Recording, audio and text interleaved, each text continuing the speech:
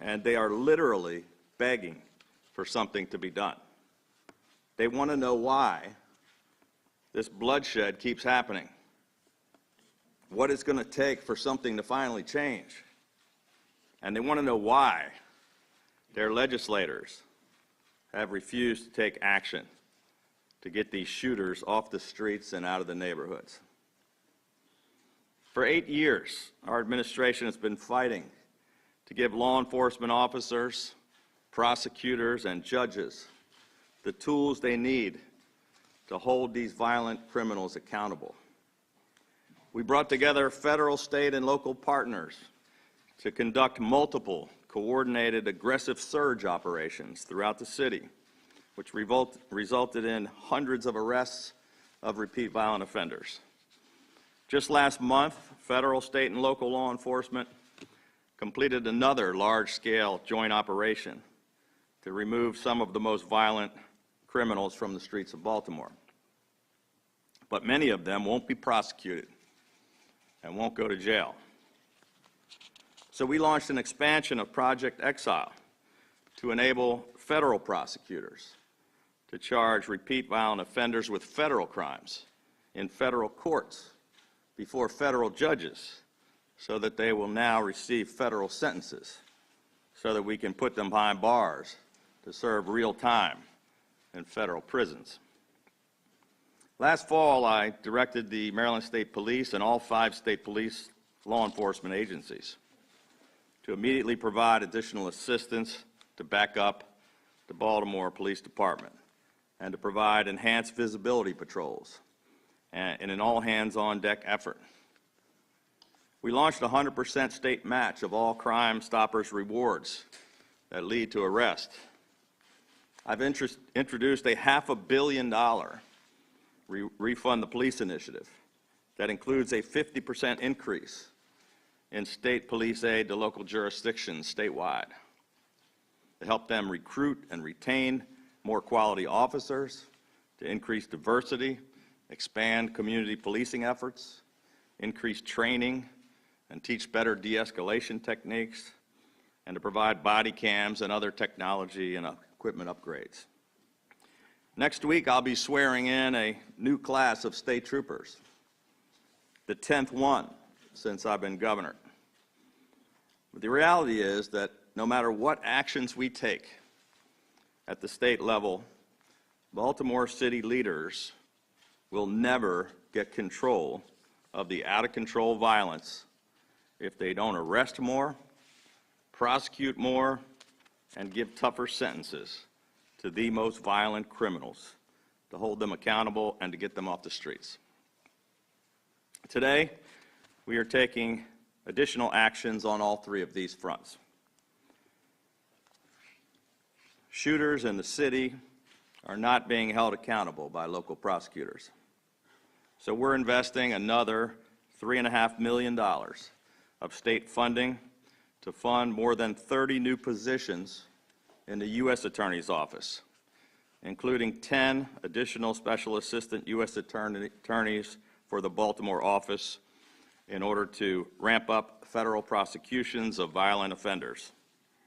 This is the second time we've invested state funding to pay for the expansion of the U.S. Attorney's Office, to add additional federal prosecutors dedicated exclusively to charging Baltimore City repeat violent offenders with federal crimes. I want to thank U.S. Attorney Eric Barron for continuing the longstanding partnership we have had with the Federal Prosecutor's Office. We're investing an additional $35 million today to fully fund victim service providers to make up for all of the cuts in federal funding. Today, we are also investing an additional $6.5 million to help the Baltimore Police Department beef up its warrant apprehension task force.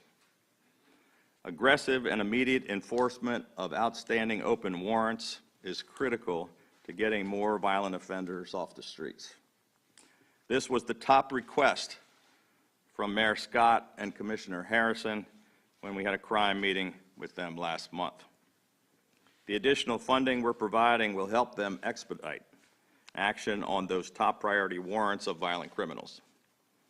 We've also ramped up our state tracking of all open warrants for violent criminals, and the MSP is providing ongoing investigative support to the BPD.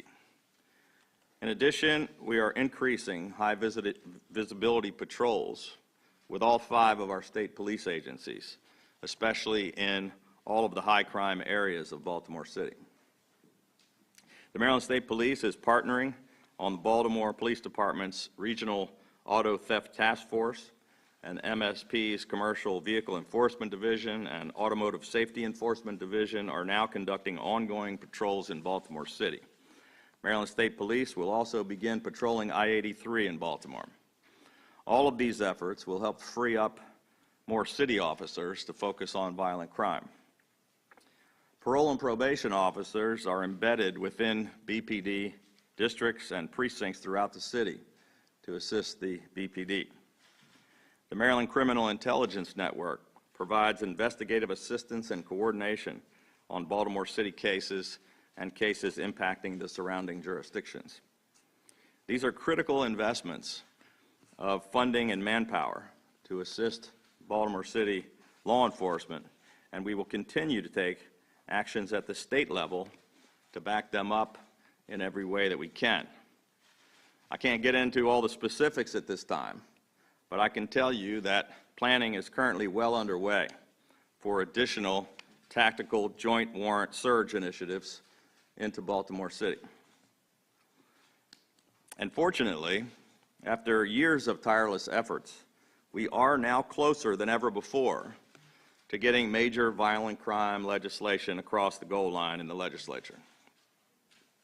Earlier this month, the Senate passed our Judicial Transparency Act, which will, for the first time, require detailed information to be published regarding the sentences that are being given or not being given for violent crimes.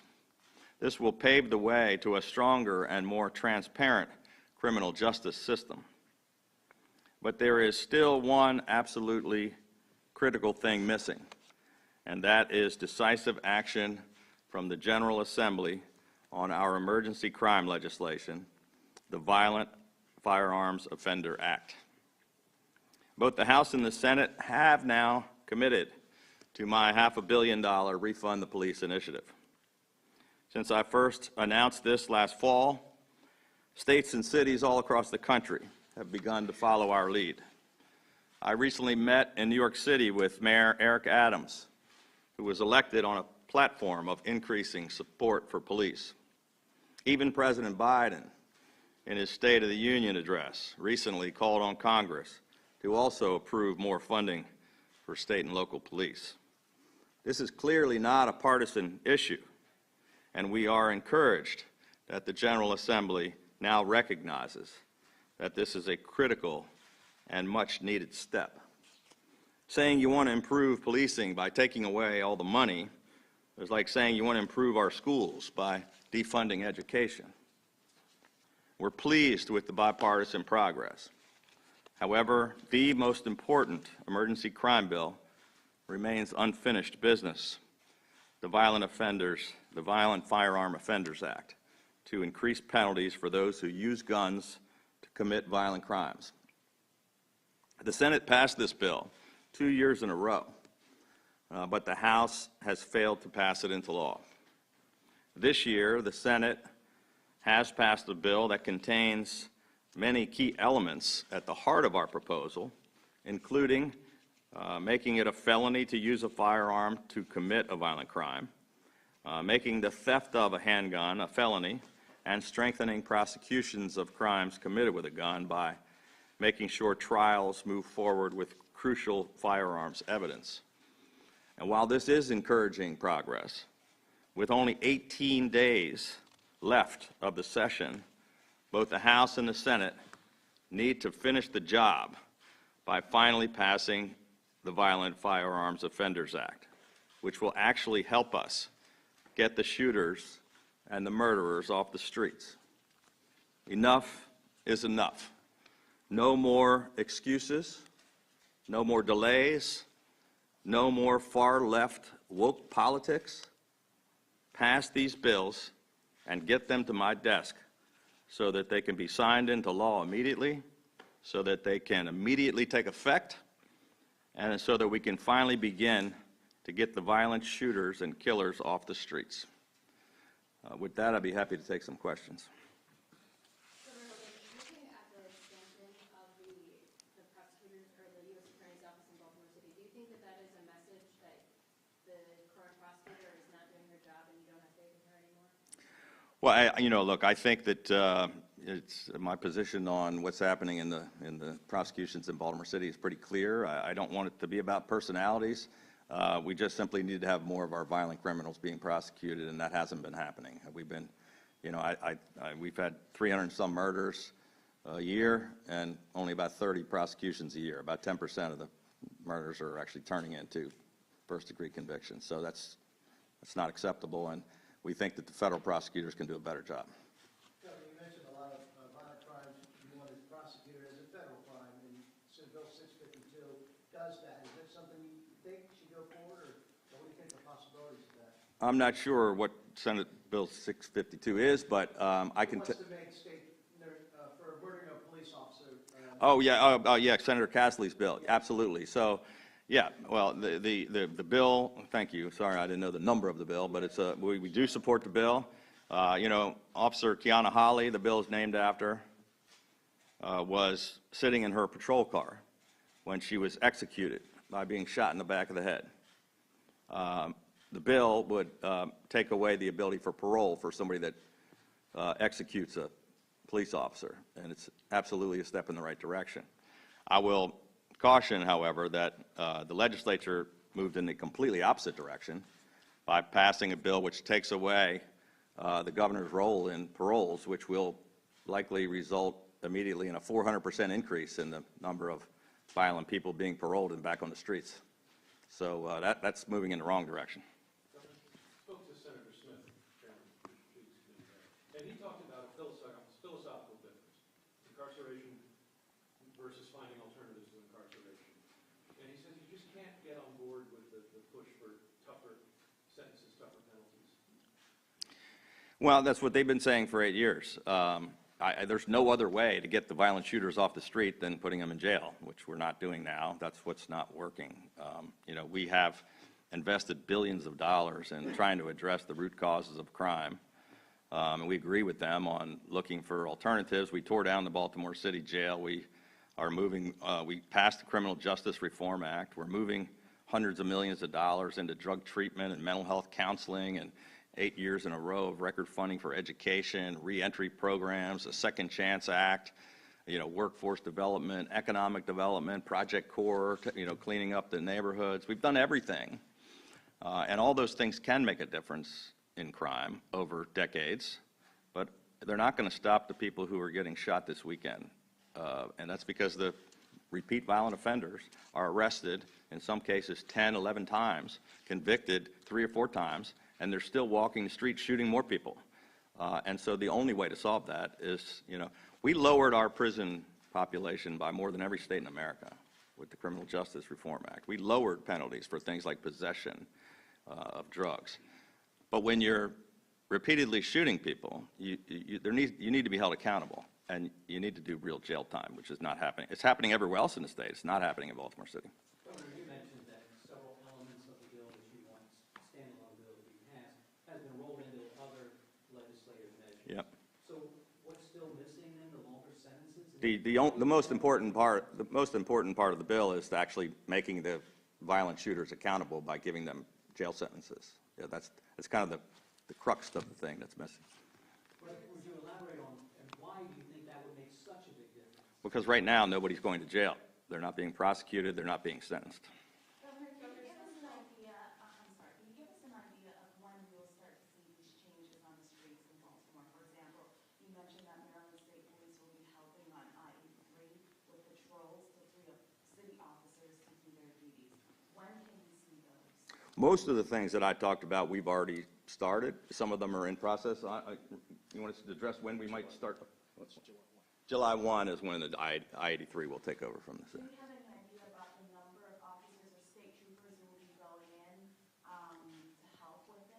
On I-83, I'm not sure, however many we need to patrol that, to replace the Baltimore City police officers. Governor, some lawmakers have said that some of the suspects and the victims of violent crimes in Baltimore are on parole and probation. Yeah. Say that there needs to be greater coordination between the state and local officials, and there's legislation that would deal with that. Do you support that? Well, I know that they're trying to deflect blame, but yes, there's far too many people on parole and probation in Baltimore City. That's my main point. That's why they shouldn't have taken the parole process out of our hands, because now that's going to increase by about 400% almost immediately. We put parole and probation officers into the Baltimore City Police Department in all the districts and in many of the precincts to assist them in doing their job. But parole and probation officers don't have arrest powers. They don't issue warrants. So they pass the information on to the city police. They've got to arrest. Judge has to issue the warrant, and those are the things that aren't happening. But yeah, there's far too many people on parole and probation, and some of them are recommitting and committing more crimes. They probably shouldn't have been paroled. Thank you, Governor. Transition a little bit for another piece of legislation that's being discussed, a paid family and medical leave. And the House has a different bill from the commission to analyze it, and the Senate approved a version of it. Just want to know, where do you stand on that, sir? There's only two things I really care about for the next 18 days. One is passing the crime bill, and two is passing the retirement tax cut. There are 2,000 other bills that I don't have any idea what's going to happen between the House and the Senate, or what the wording of the bills are, which ones they may actually pass and send to my desk. But that's when we start reviewing them and deciding which ones we're going to sign into law and which ones we're going to veto. But I don't know what the latest status of that bill is. Governor, have you had any direct talks with the Speaker or plan to talk to the Speaker about the crime legislation? It sounds like that's where perhaps more persuasion may be needed. I think, our teams are talking almost every day with the leadership in the House and trying our best to make progress. The Senate decided, although they passed it twice already, that they were not going to pass it this year until the House did. So the pressure is on the House. That's where we have to get it done. If the House passes it, it will immediately pass the Senate, and I'll sign it into law. So we're going to continue to work to try to make that happen. Governor, as far as tax relief, The president has said the U.S. will take 100,000 Ukrainian refugees. Can you talk for a second about the displaced people? Can you talk for a second about the process that a state goes through if it's willing to have some of that number come to their state? And have you given any thought to that yet? I know it's early. Well, I didn't really see the remarks. I know that the president did make those comments. I think, I've been about as out front in support of Ukraine as any governor in America, pressed the federal government to do more to help the people of Ukraine, both with weaponry and assistance every way possible. We just sent Maryland ventilators to Ukraine to help them with their critical situation. I think we should. I applaud the president for working to try to be a part of the solution. I think there's, millions of refugees going into Poland. America taking in 100,000 people that are being attacked by Putin is the right thing to do, in my opinion, but we have no details yet about how that would take place. It obviously is a federal government thing, but, I'm sure we'll be involved in that process in some way. Governor, you mentioned tax relief for retirees. The state lawmakers put in a budget, they fenced in $350 million. There is talk that would go to relieving the income tax for retirees. Is the administration part of that negotiations? Where does that stand now? We've been in almost daily conversations with both the House and the Senate regarding tax relief. We were pleased to see that both the House and the Senate did put the tax relief in their budget. I haven't actually passed the bill yet, and so we're in constant communication with them. But the $350 million, if we were to put that towards the retirement tax, would take care of about 85 to 90% of all the people in Maryland wouldn't have to pay retirement taxes. So. Governor, let's look at 83. Is there a specific reason why you wanted the state police to focus on 83? Only because it was a request of the mayor. I don't think it's that big of a deal, but it was like that could free up a few Baltimore City police officers if we had. State troopers are really good about patrolling highways. It's currently a Baltimore City, job, but they asked if we could help them out so that they could free up officers to put them somewhere else, and that's one of the many requests. I think we've responded to and are doing every single request that the mayor and the police commissioner gave to us a month ago. Yesterday, Delegate Brown said he sent over a letter requesting that the Secretary of the MDE resign because of ongoing issues at the wastewater treatment plant. Have you given any thought to that? I didn't see any letter, and it sounds absurd to me because MDE is the ones that's been pushing to get those things cleaned up by the city. It's nonsense. Last question, with the emergence of the new variant, can you speak to how prepared the state is to? I just had about a 2-hour meeting with our entire health team today. I would say we're, as we have been throughout the pandemic, we're going to continue to lead, I think, on this issue. We're, I think, as prepared as anyone in America.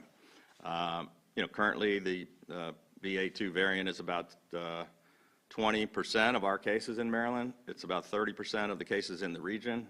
It's about 55% of the cases in New York. We're watching it every day. As we said, we're moving into from a crisis part of the thing to the surge is down. Our case rate, our positivity rate, our hospitalizations are all some of the lowest in America. But we're watching it, and we're going to have. We're working in the planning stages of a long-term COVID strategy that moves out of the crisis emergency phase into the ongoing kind of management and pandemic phase. And we're watching that variant. The good news about this variant, there's bad news and good news. So the good news is that the bad news is it's more contagious than Omicron, but it's not as deadly. And our main goal from day one has been to reduce hospitalizations and deaths, and this one is not a major concern to us right now. Thank you guys. Sorry, Becky.